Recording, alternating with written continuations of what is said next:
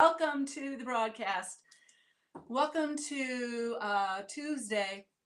The title today is from Psalm. I got it right here. It is from Amos. It's from Amos 5:24. But let justice roll down like waters and righteousness like an ever flowing stream. So, we're going to talk for just a few minutes today about truth and righteousness.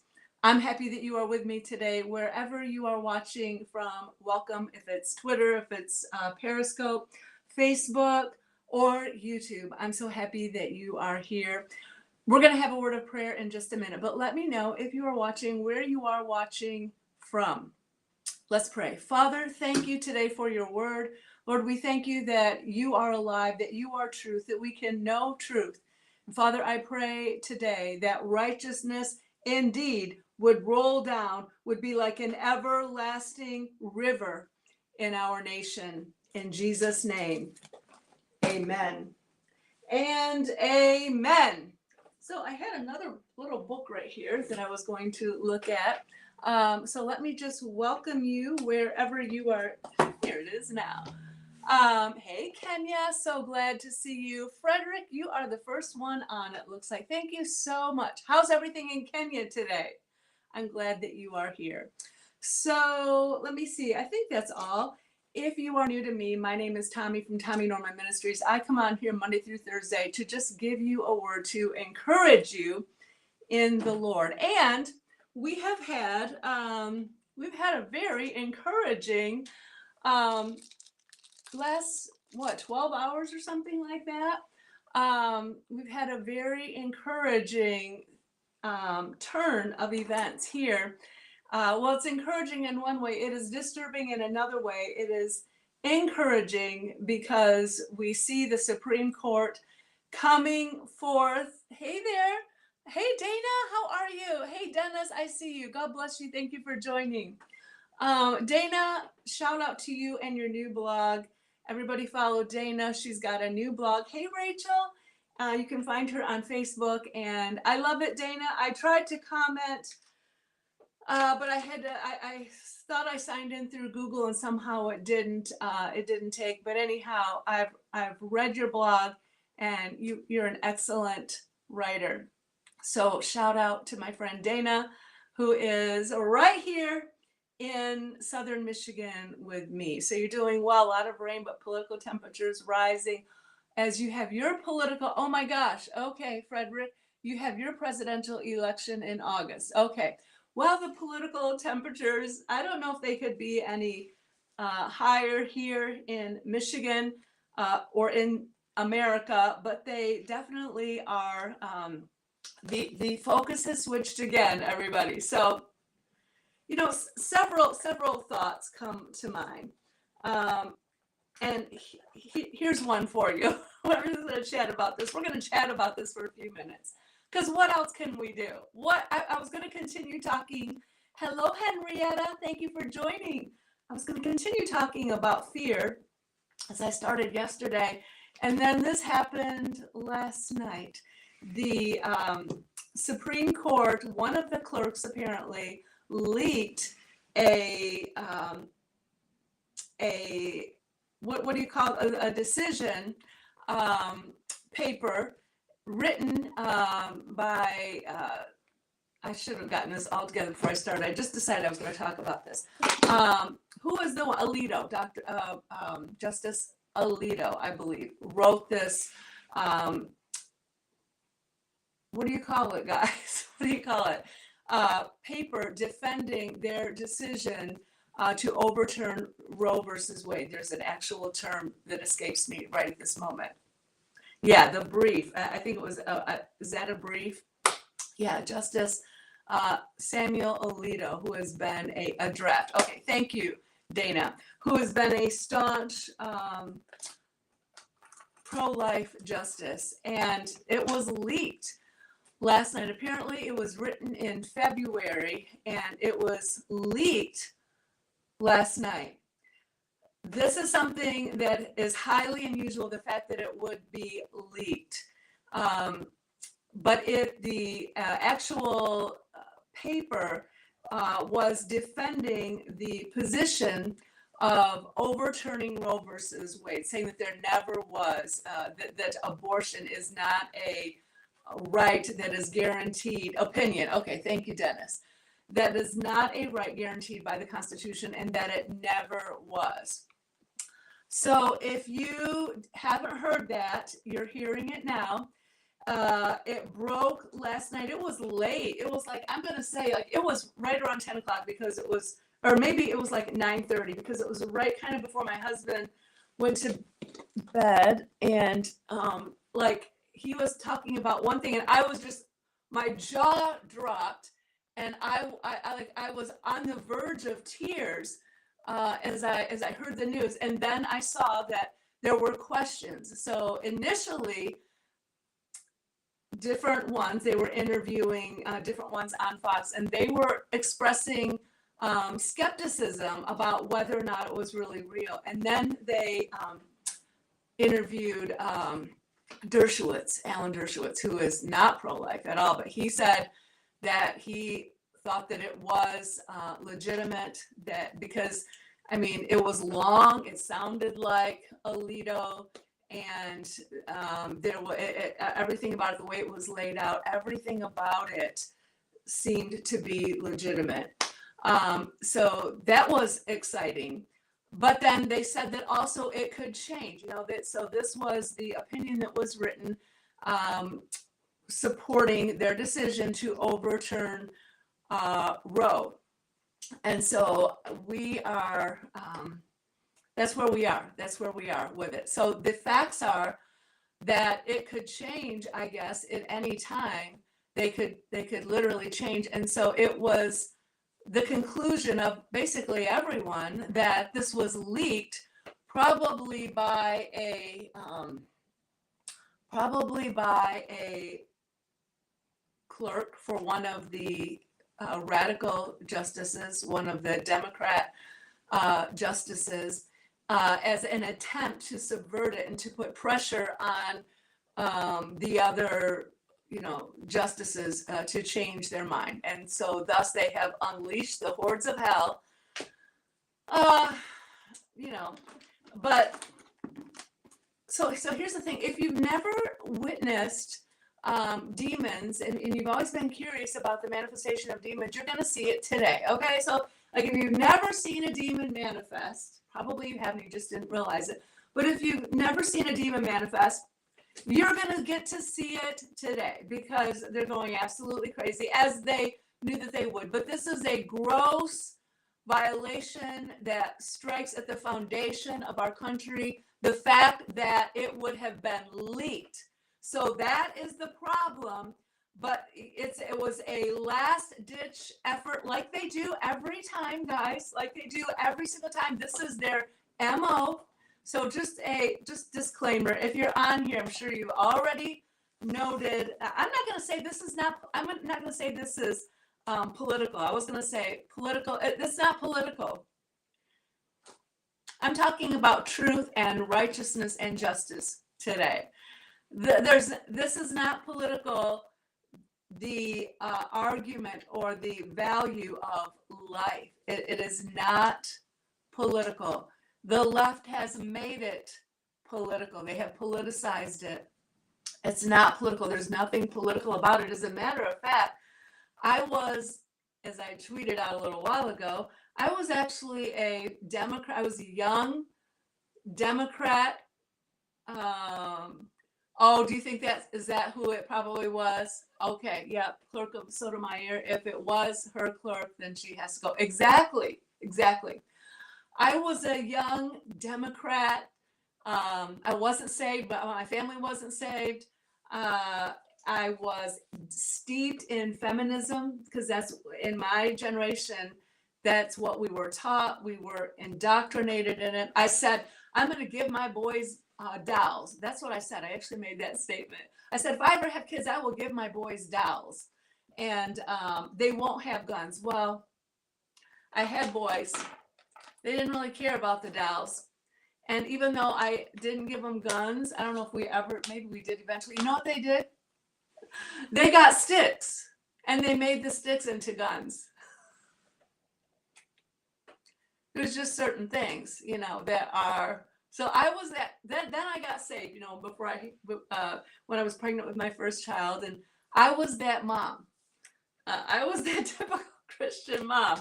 They were not allowed to watch all these shows like the Smurfs, because back then the Smurfs were doing magic. Okay, not in my house. No. Teenage Mutant Ninja Turtles, they weren't allowed to watch. But then I noticed my boys outside doing all of the kicks and all of the moves that the Mutant Ninja Turtles did, because they had friends. And so maybe I wasn't the typical Christian mom, sort of. But anyway, when I heard what abortion was, that was before I got saved. So I was an unsaved Democrat steeped in feminism when I found out what abortion was, and it was obviously wrong. And it was when I watched the movie Silent Scream. Does anyone remember that movie, Silent Scream? Well, I don't think I outright watched it, because I couldn't. But when I heard it described, basically, I think it was Bernard Nathanson. I could have that backwards. Or was it Nathan? I think it was Bernard Nathanson. Maybe I should look it up. But anyway, if anyone is watching this and you think abortion is okay,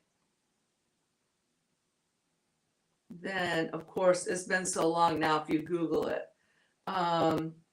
then you should look up that movie. Is that what it was, Dana? Okay. Then you should check out that movie, because what it demonstrated, that documentary, and I believe that he was a pro-choice, a pro-abortion physician, but he demonstrated that babies feel pain and that they moved away, from the instruments of death when they were introduced into the woman to kill the baby. And so from that time on, I became pro-life, because it wasn't political. I mean, this is a human being. This is a little child. So the fact that people are so vested in keeping this legal, the right to kill children. I think I heard Lila Rose, who is the director of the most prominent pro-life ministry, Life Action, I believe is the name. Bernard Nathanson. Okay, Dennis. Lila Rose said, what did she say? Okay, I'm trying to do too many things at once. I forgot what I was going to quote you that she said. But anyway, guys, that's what is happening right now. The fact that this was leaked is highly, highly unusual. If it's ever been done, it hasn't been done in modern history, that a opinion would be leaked before it is ever put forth. Now, I did hear that finally one of the justices just came out and addressed it. I don't even know what he said, but this is really an amazing thing that has happened. And so, as she said, I just pulled up her Twitter feed here, and she said the far left is about to find out that despite their attempts at demanding that their followers worship abortion, the vast majority of Americans don't want abortion through all 9 months, like they do and don't want to join their bloodthirsty riots.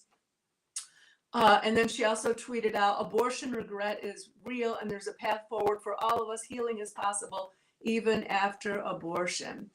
And so isn't it interesting that the people that are so much in favor of abortion, that they're already here. They're already born. And so I want to tell you what abortion is about today. Abortion is about one thing. Does anybody know what that is? Contrary to what we've been told, that it's all about the rights of women, that's not the truth.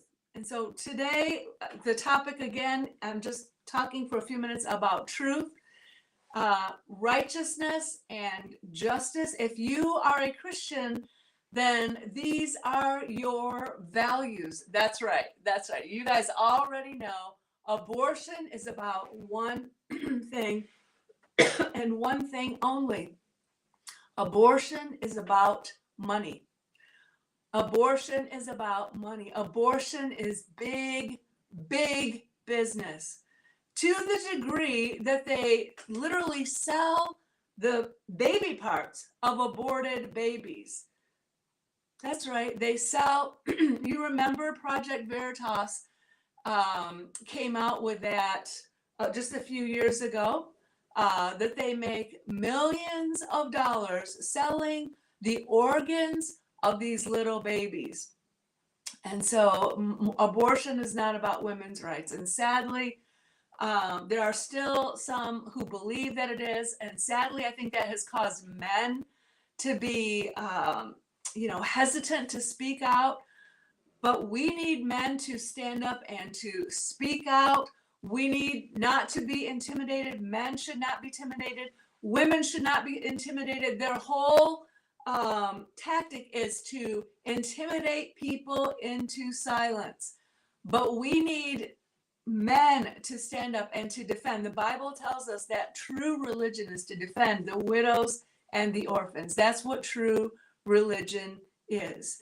And so we need people that we've got the college age pro-lifers and, women that stand for life. And we need men to stand alongside of us as we stand against this evil in our day. Oh, I know what I was going to quote, that Lila Rose, I believe I heard her say, 62 million children have been murdered since Roe versus Wade. 62 million children.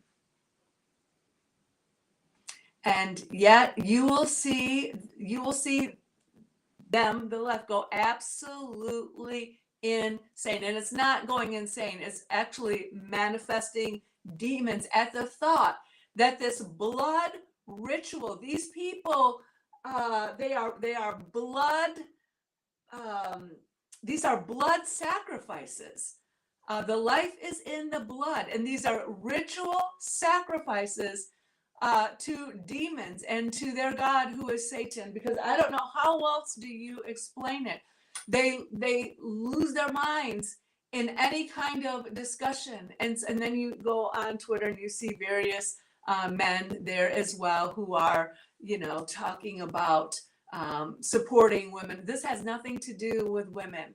I have heard from so many women who have abortion regret. Abortion regret is a real thing. And I have heard the stories of many, many women who got abortions, and sometimes they were even Christian women who were in a stressful, in a crisis situation, and they either were pressured or they felt pressured. A lot of times it was just that they felt pressured. They actually, their parents would have supported them, but oftentimes it was just the idea, because they have made it out to be this horrible crisis that would be the end of the world if you were to have a child out of wedlock. And so I've heard the stories of those women. I've heard the stories of women that just, were in a difficult situation. I've heard the stories of women who were pressured by their husbands or boyfriends to have an abortion. And some of those women afterwards, they can't even have children. They are so disfigured, they are so harmed internally that they're not even able to have children. I've sat face to face with those women and heard their stories as I worked at a crisis pregnancy center. Actually, now they call them pregnancy resource centers. But I've heard their stories. I've heard them firsthand. Abortion hurts women. And so it is right and it is just to take a stand against the needless killing of children. Hardly ever is it a case of, the woman, and they'll always pull this out. What about the life of the mother? If the life of the mother is in jeopardy, that is almost never the case. But their arguments are the same. How many of you remember, oh my gosh, Rachel has a friend that had 7 abortions before getting saved. She could never have children. Yeah, she kept miscarrying. Yeah, unfortunately, this is why my heart breaks, and this is why it matters, because, I've discovered recently, just here online, that there are actually people that don't know what abortion is. Like, they literally don't know what happens in an abortion. I was talking last year, some of you may have been on when I was doing a broadcast at night, and I was Retta, our friend Retta, who was just DMing me on Twitter, talking kind of about what's going on. He said Murkowski and who's the other one? Murkowski and the other totally liberal Republican. He said they're mad. I said, good, we're on the right track then. If they're mad, then good, we're on the right track. But as I was explaining to him one night what abortion is, and he literally didn't know. He's a Democrat and a liberal, but he's a good guy, and he literally did not know what abortion is. And so there are people that don't know what it is, and we need to help them to know what it is. Babies are killed in their mother's womb, anywhere from, at any point in conception all the way up to 9 months. Collins, yeah, thank you, Dan. Thank you, Dana. Yeah, Collins is the other one, Senator Collins. So we can always count on Collins and Murkowski almost, and also he said that they were regretting that they had voted for the last one that we confirmed, Amy Coney Barrett, who has actually been pretty disappointing. But it sounds like she must have voted for life on this issue, but she has been a disappointment on many cases, as has Kavanaugh. So currently they have, these people that are locked up right now still in solitary confinement in DC because of the supposed insurrection that happened, in January, which was basically just an inside setup, attempting to frame the president and frame conservatives. So that was another thing. They do these things, they pull these stunts, yet you will literally see, hey, Alayla, how are you? You will literally see the left going full-blown demon possessed in the days to come. Not a merciful end. Yeah. So Dennis is pointing out one of the ways that you're talking about killing a child in the womb, the most sacred place, a mother's womb. We're getting ready to celebrate Mother's Day, and the most sacred place that a person could ever be is in their mother's womb. That should be the number one place that you are safe from this world that is scary and can be evil and dangerous.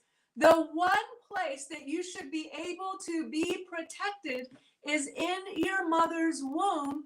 And yet, that's what they are against.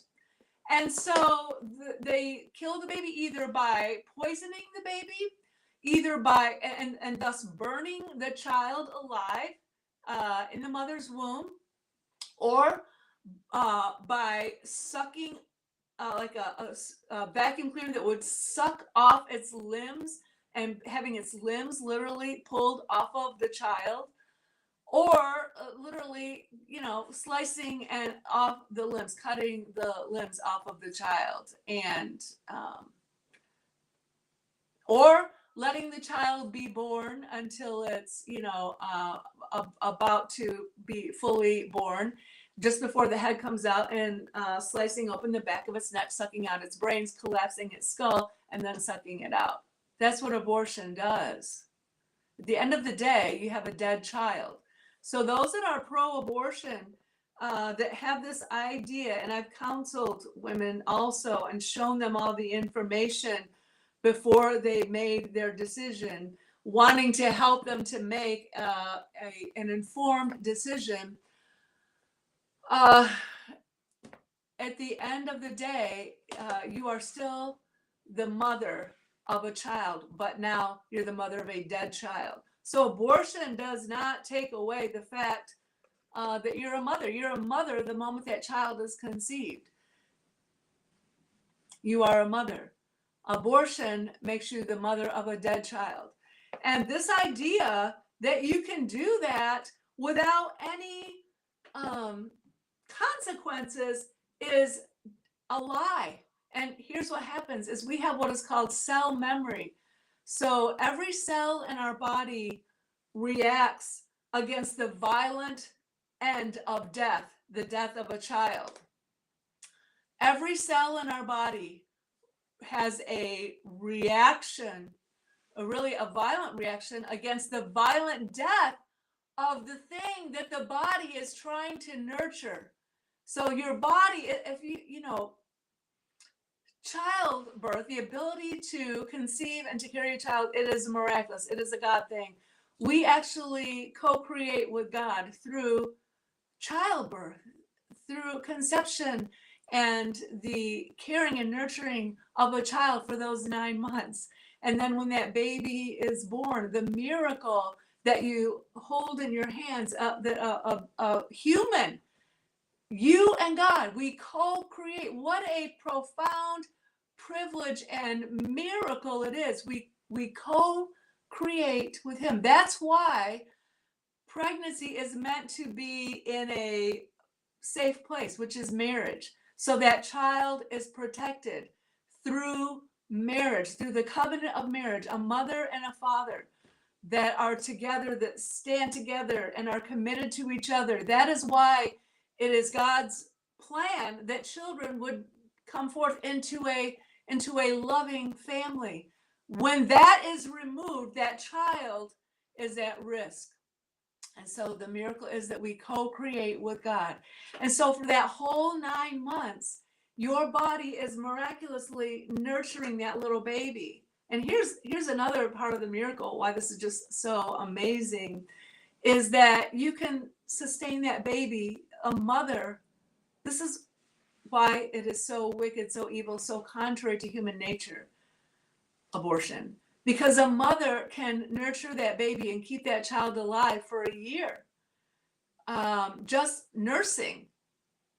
And there are women that, you know, are, I mean, I think I nursed my first child. I breastfed all of my kids. I think the first one was the longest. I don't know if it was quite a year or not, maybe not quite a year. Each one, it was a little less longer. But it is a literal miracle that you're able to do that, a mother can actually sustain a child for a long, long time. I don't know what the limit of that is. I know some women really breastfeed like a super long time, the whole Leleke League and all that. But that's a miracle, guys. And so for 9 months, our body is protecting and nurturing and keeping that child. When abortion happens, it goes against the your body, what your body is literally trying to do. And so it is murder, death, destruction, and your body responds accordingly. And your cells have cell memory, and it causes all kinds of trauma. I'm talking about the effects of abortion on women. Thankfully, thank God, I never had an abortion. But I can remember at a certain point in my life when before I knew what abortion was, like I didn't really think very much about abortion. When it became legal, I mean, I was still young. I would not have, you know, was not in that place where I would have ever needed one. But I thank God that I never found myself in that situation, because I just remember thinking, you know, hearing about it, not thinking that it was any big deal, that it was just something that was there and something that was available to women. Because hearing the stories of the women that have had abortions, and and seeing the statistics, it literally affects every single area. Wow. Okay, thank you, Dennis. So it was Roberts, our Chief Justice. Dennis is letting us know that it was authentic. It is authentic. So this is a huge, huge, huge victory. Oh my gosh, this is since 1973 is when abortion was made law, and the way that it was done was not even legit, the way that they did it. There was a movie that came out years ago when I first started working at the Pregnancy Resource Center. I went and saw a movie that showed how it actually went down, the judgment of Roe versus Wade, and it was illegitimate. It wasn't even, all of the justices didn't even vote on it. I'll have to go back and see if I can find that movie, because it wasn't like they did a bunch of unusual, unlawful, strange things to get to the place where they were able to do that. The woman that they used, what was her name? Norma Carvey? Norma. No, I don't remember. Her name was Norma. I don't remember her last name. The lady that they used, that they recruited and used, because that's what they do. That's what the left does. They use and abuse for their purposes. They used her to bring this challenge for abortion, and she never had an abortion. Her name was Norma. I'm surprised I can't remember it. She never had an abortion. She didn't have it. And she regretted until her dying breath, she regretted her role in Roe versus Wade. And she became a Christian, and she became a very strong proponent for life. So that's the backstory. But this is what the left does. They don't value truth. And so going back to just conclude my statement, what I was saying about abortion, it seems like it's Corey or McCrory. It seems like it's something like that. McCrory. I think we're close, Rachel. I think there's like we're close. She just died, I believe, a few years ago. Okay, so maybe you guys are both right because you're both saying it. Yeah, so I'd say that probably is what it. Norma McCorvey. Okay, so you guys were on it. Norma McCorvey. Thank you. Yeah, she became a staunch pro-life advocate and regretted her role in the Roe v. Wade. And so since then, over 62 million children that we know of have been brutally, barbarically murdered in their mother's womb. Can you imagine thinking that killing a child is going to fix the problem? Can you imagine? But deception, they work through deception. This idea that you can just go to a clinic and pay some barbaric stranger, pay him to destroy your child. That is the epitome of evil and desperation. And so your whole body reacts. So post-abortion, women suffer, they are traumatized, their body never forgets. It affects their physical relations with their child, with their husband, because can you imagine having physical relations with a man is what caused this situation in the first place. So there is cellular memory. So even though they try to push it down, even though they try to deny it, even though they try to minimize it, it is there. And so it causes them to be dysfunctional in relationships. And oftentimes they don't even disclose this. Like a woman may even get saved and get married, or maybe she is saved when she has the abortion, get married. And then when she goes to have relations with her husband, there's a block there because it is associated. Your body remembers that that's how you had ended up having to kill your child. That's how you became the mother of a dead child. Your body remembers. You can suppress it and deny it all you want, but it is there. And so the rate of Divorce in women, post-abortive women, is off the charts. Women get addicted to, drugs and alcohol. So substance abuse, off the charts for women that have experienced, the percentage of women that have experienced abortion. Why? Because they're trying to medicate the profound depression that comes with murdering, killing, destroying what your body was nurturing. And then you have siblings, the loss of siblings that never got to know their brother or sister, grandparents whose grandchild was murdered. And so the mental health, the physical health, we've already just touched on the physical complications that happen to women. Oftentimes, they have trouble carrying children. They can find that they cannot conceive after experiencing abortion. They look at their other kids when the birthday of this child that they that they aborted, when that birthday comes year after year, it is traumatic for the woman oftentimes. And maybe she doesn't, and there may be times that she hasn't even figured out that is a thing. I personally know women who have been so traumatized by abortion that literally it has affected their mental and spiritual health. Sometimes they can't forgive themselves.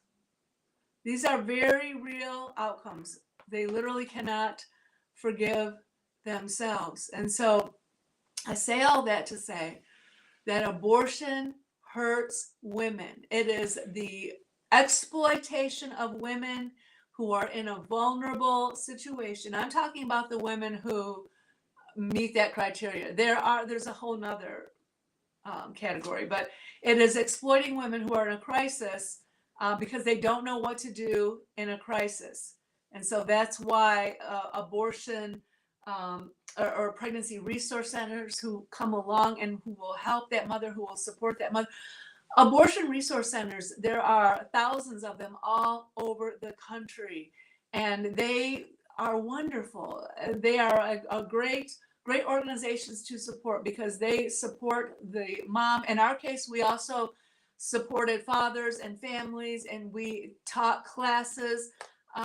We had everything that they could possibly want for their child, including big things like, strollers and high chairs and, cribs and everything, along with like formula and diapers and all these things.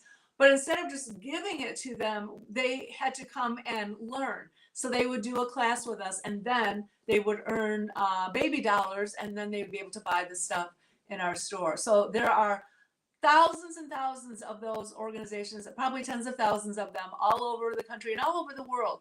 I remember one event that it was a conference, and there were women there from China that, like, they had to turn off the cameras. They said, do not take pictures of these women because these are women that are in the field in China, literally in fields in China, helping and supporting women who want to keep their children. Women came from literally all over the world, and it was powerful.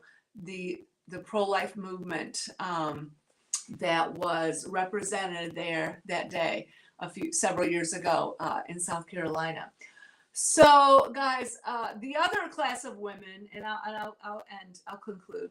The other class of women that are having abortions are those that they are. What do we want to say? What shall we say about them?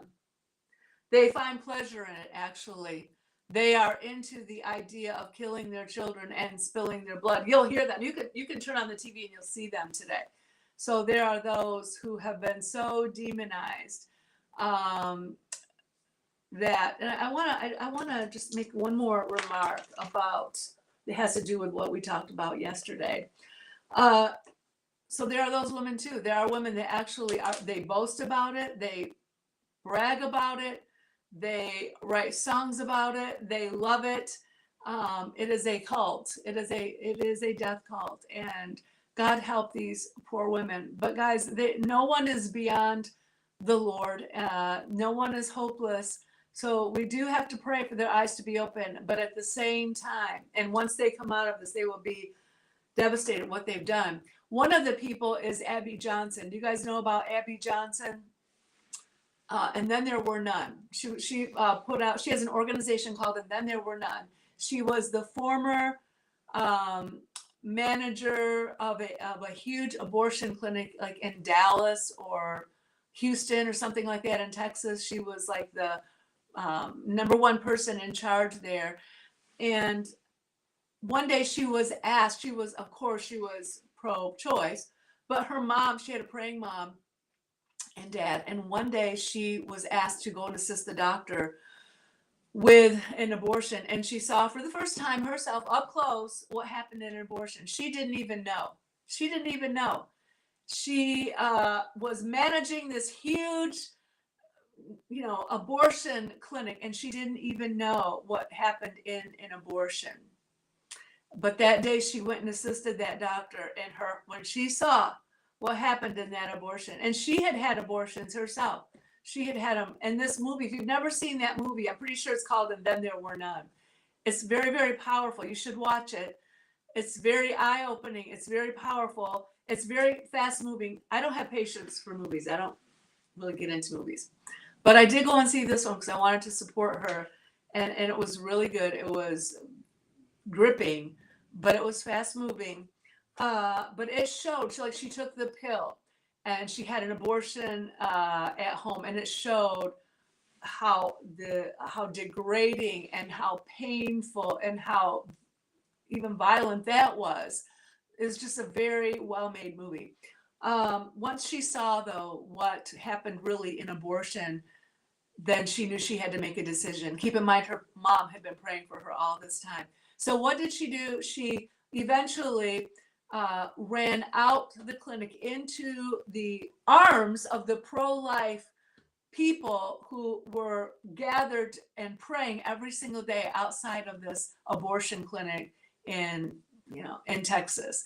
So every day there were pro-life Christians who would go and who would pray. And they actually got to be like friends. I mean, they would greet the people that were going in. So they weren't out there the way that they try to characterize pro-life people who stand at clinics and say, we will help you. They're here in my town every day. They're out there dating. You probably see them. God bless them. Sometimes it's elderly people. I've noticed lately they've had some younger people. They're out there saying, we will help you in front of the Planned Parenthood. Hey, Danielle, good to see you in front of the Planned Parenthood in my town. Not screaming like they try to characterize us as screaming, as protesting, as scaring people, all these things. They don't do that. And that approach has not been happening for a long, long time. Abby Johnson ran into the arms of those kind Christians who had been in front of her clinic there at her clinic.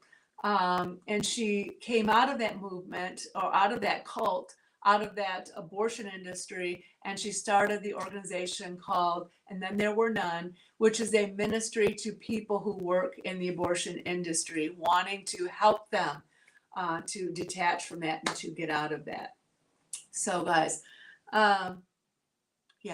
so that is just a little bit of commentary, just updating on what's been going on. I just wanted to, before I sign off today, I want to thank you all for being here. I just wanted to mention, so yesterday we were talking about Naomi Judd, right? And how that depression and mental illness can drive people to commit suicide. And that's what happened to her. I read that it can be like impulse control. People that are in that place where their mental faculties are not working correctly, they have a problem even with impulse control. But anyway, I say all that to say that I saw something online. I was listening to an older interview of hers, and she was being interviewed about a role that she was playing, Naomi Judd, about a role that she was playing where she was playing a shaman in a role, some book that was made into a movie. And I think it was several years ago, but she was playing a shaman in it. And I just thought, okay, you know, it's just sad because people open doors. Danielle said yesterday, she said, how did she become mentally ill, or how did she become depressed? Yeah, exactly. And I know it can be like chemical imbalances, there can be organic things, but there's also demons. And depression can be literally a demonic spirit. And when you open yourself up, because I knew that Naomi, I thought that she was a Christian. I know I've heard her say, but then again, everybody is a Christian, right? And so, yeah, I saw that and I thought, okay, well, that doesn't help. It doesn't help. People don't realize when you play games with the devil, yep, then that's what you will reap. And it's not a game. It's not a game at all. Well, guys, I want to thank you so much for joining me today on this broadcast. It's always a pleasure. I love and appreciate you all. I will be back tomorrow. We'll continue to watch and see what goes on with this, but I will be back tomorrow. Yeah, so Danielle's saying, yeah, she did claim that once, that she was a born again Christian. So guys, here's the thing. We can say that we're a Christian all we want, but when we do things that are directly forbidden like that, then you are opening doors to demons. And that form of Christianity is powerless. That form of Christianity, there's no power.